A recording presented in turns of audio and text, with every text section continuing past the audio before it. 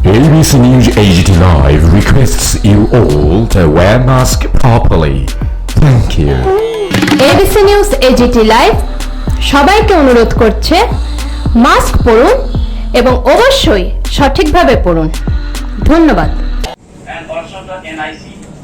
I welcome the तो सबसे पहले मैं ये डिजाइन जिसने बनाई और जिसने ये कंस्ट्रक्ट किया उसको मैं कॉम्प्लीमेंट करना चाहूंगा।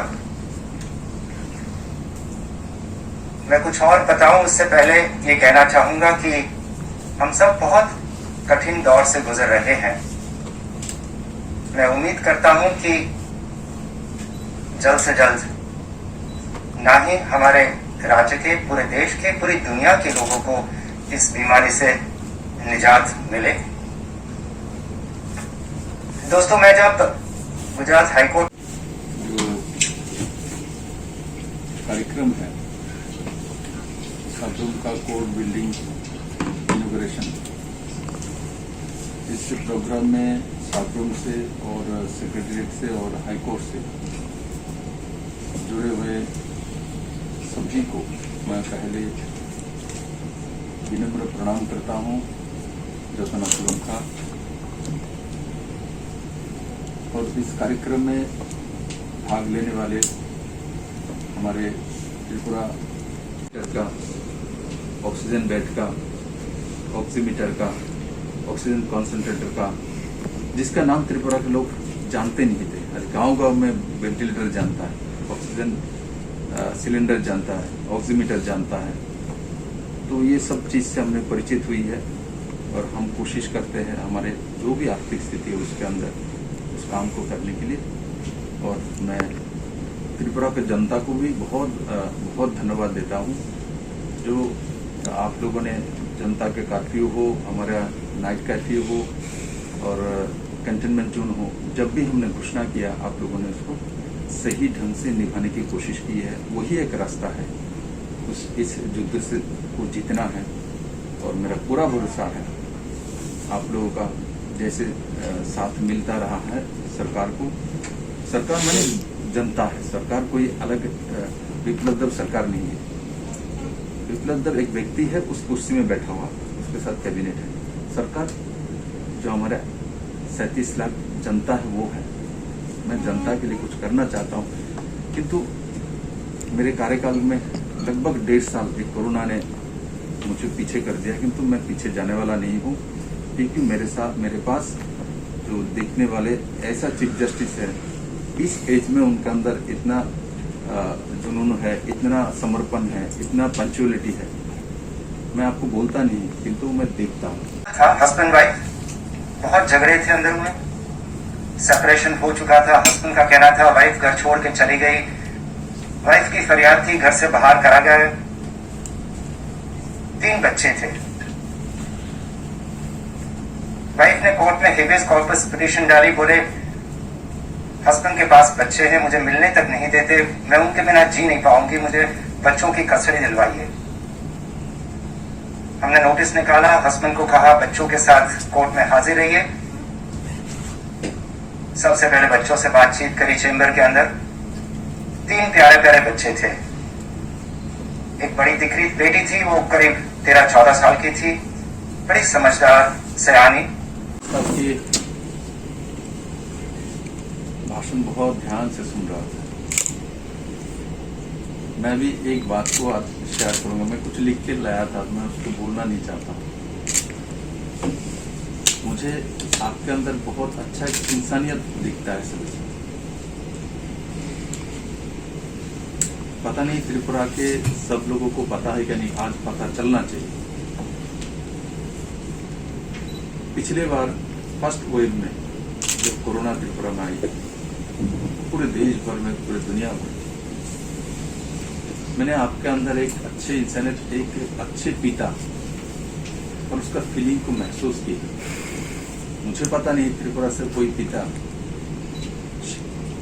बाई रोड में और इस एज में, इस जो 50 ऊर्ध एज है, वो बाई कार में जब ट्रेन हवाई जहाज बंद थी, अपने अगरतला से गुजरात तक गांधी जी का भूमि में आपका जन्म हुआ, आप ऐसे सौभाग्य हैं आपका, वहां तक आप पहुंचे हैं अपने बेटे को देखने के लिए, उनको सेवा करने के लिए। मुझे नहीं लगता त्रिपुरा में ऐसा इतने लंबे जर्नी करके अपने बेटे को देखने व अपने परिवार को देखने वाले कोई व्यक्ति दूसरा है तो मैं उनको भी प्रणाम करता हूं, और आपको भी, जो आपके अंदर एक अच्छे चीफ जस्टिस के जो गुण है वो तो है ही है, साथ ही साथ अच्छे इंसान। बेटी तो बहुत साफ थी, क्लियर थी, कहती है माँ के पास जाऊंगा, वो तो मेरी बेस्ट फ्रेंड है। बेटों से पूछा, बड़ी असमंजस में थे, शायद घर से कुछ समझाया भी गया हो। कहते हैं पापा के घर वापस जाएंगे, माँ को मिलना तक नहीं है। हमने समझाया, माँ को करीब तो आने दीजिए, चेंबर में लाने दीजिए, आप बात मत करना। कुछ माने, माँ को बुलाया चेंबर के अंदर, दोनों में से एक बेटा पिघल गया। माँ को देखते ही उसको गले लगा के खूब रोया। कहता है माँ के पास जाऊंगा। उसका भाई जो था थोड़ा ज्यादा बहादुर था, कहता है मैं पापा के घर वापस जाऊंगा। वजह पूछी, कहता है कि मैं जब घर से निकला था तो मेरा कजिन है, मेरा दोस्त है, उसको मैंने वादा किया था कि चाहे कुछ भी हो जाए मैं घर वापस आऊंगा, और मैं वादा नहीं तोड़ सकता। हमने समझाया चलो आज घर जाओ अपने, फिर मम्मी के पास जाना, और ये तो बताओ आपको जाना कहाँ है। तो कहता है मम्मी डैडी दोनों के साथ रहना है। बच्चों को बाहर बिठाए, माँ बाप को बुलाए। बहुत सारी शिकायतें थी एक दूसरे के खिलाफ, कड़वाहट थी, दाद फरियाद, सब कुछ सुना। फिर जाके हमने बताया कि आपका बेटा तो कहता है कि साथ रहना है, न माँ के पास रहूंगा न बाप के पास रहूंगा तो साथ रहूंगा। माँ बाप ने कहा, हमने कहा आप हमारे खातिर एक आखिर कोशिश कर लीजिए। थोड़ा माने, बहुत कड़वाहट थी, फौरन तो सुलझाने वाली बात थी नहीं। कहा आज बच्चों को उसके पेरेंट्स के पास जाने दीजिए, फिर माँ के पास जाएंगे 2-3 दिन उसके माँ के पेरेंट्स के साथ। कुछ जाके हमने एक सबसे अच्छे से अच्छा मीडिएटर उनको दिया और कहा आप इनके बीच में फासला जो है वो कम करने की कोशिश कीजिए, 2 हफ्ते के बाद वापस आइए, कहिए क्या प्रोग्रेस हुआ है, आगे की बात देखी जाएगी। 2 हफ्ते बाद की तारीख लगाई।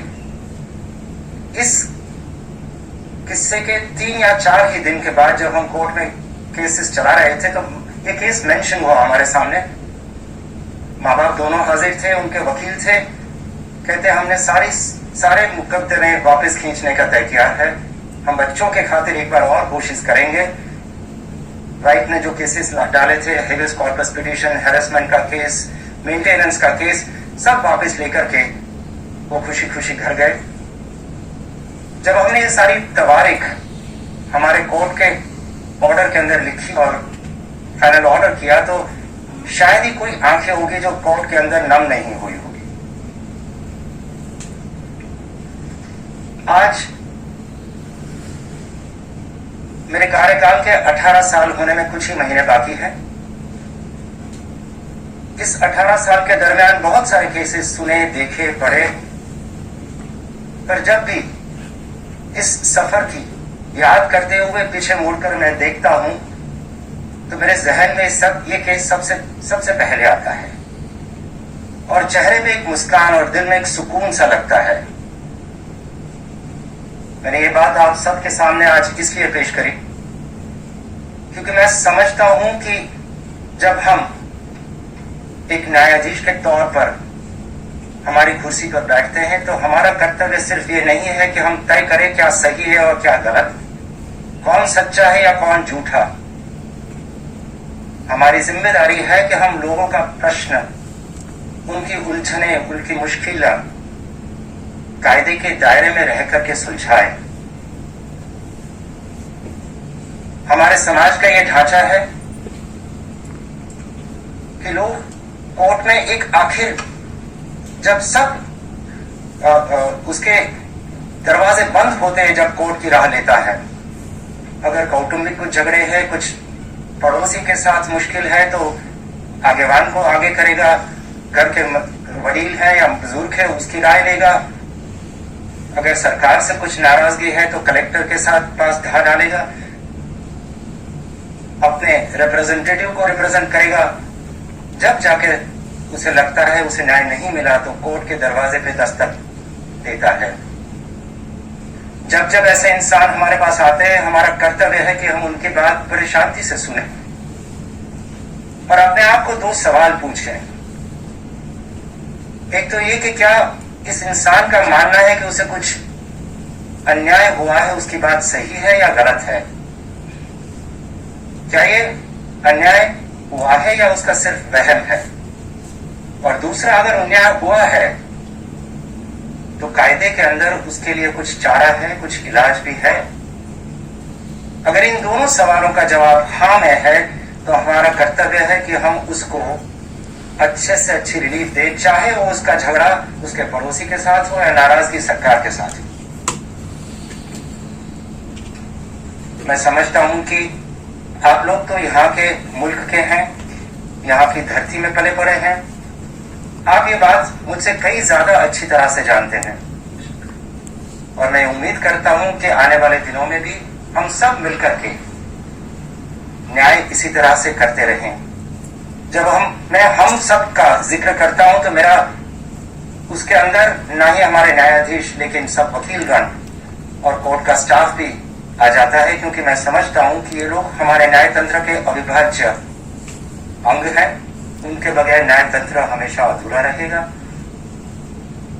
जब तक इंफ्रास्ट्रक्चर का मामला है, सरकार का सकारात्मक सपोर्ट हमेशा रहा है। हम समझते हैं कि हमारी कुछ बजटरी कंस्ट्रेंट्स होते हैं, हम हमारी अपेक्षा कभी इतनी नहीं बढ़ाएंगे कि सरकार पर दबाव डले, और सरकार का साथ सरकार हमारे साथ रहेगा, वो मुझे पूरा विश्वास है। आज हम एक कोर्ट का निर्माण करने जा रहे हैं, ये बड़ी खुशी की बात है कि आज इस अच्छे मौके पर सीएम साहब आपने कुछ वक्त निकाला हमारे साथ, चाहे स्क्रीन पर भी कुछ चंद घड़ियां बिताई। मैं उम्मीद करता हूं कि आने वाले दिनों में ये स्क्रीन पर मिलना कम हो और रूबरू मिलने की संभावना ज्यादा बढ़े। मैं सब लोगों का फिर से आभार अदा करना चाहूंगा। मैं आप सबका शुक्रगुजार हूं। Thank you so much. Have a nice day.